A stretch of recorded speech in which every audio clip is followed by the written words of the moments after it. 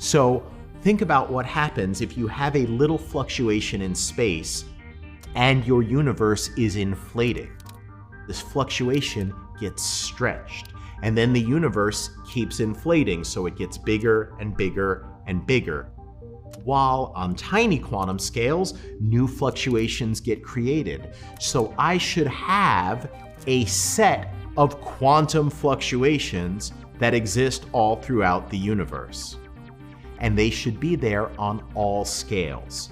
Now, the beautiful thing about this is when inflation comes to an end, when the ball rolls down into the valley to convert things to matter and radiation, that means those smallest scales, they get stretched just a little bit less than the larger scales. So inflation gives us this specific prediction that when we look at the fluctuations imprinted on the universe, they should be almost perfectly uniform on all scales, except on smaller scales.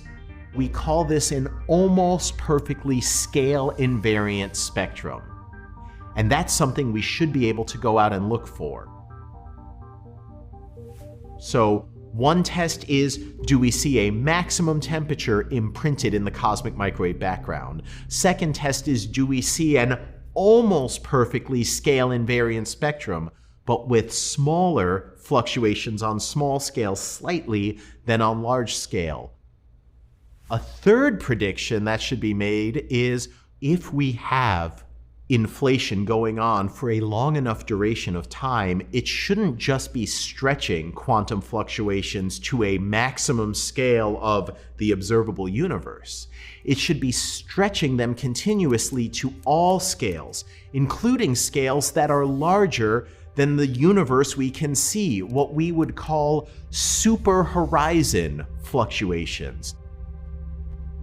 Those should be imprinted in the leftover glow from the Big Bang as well, whereas in a universe without inflation, you don't get those. So right there is 3 observable tests. We've now been able to go out and test those predictions of inflation against the singular Big Bang without inflation.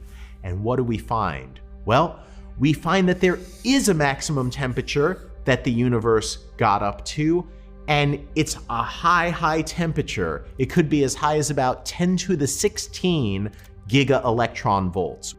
Wow, a lot of energy. Guess what? That's about a factor of 1,000 below the Planck energy.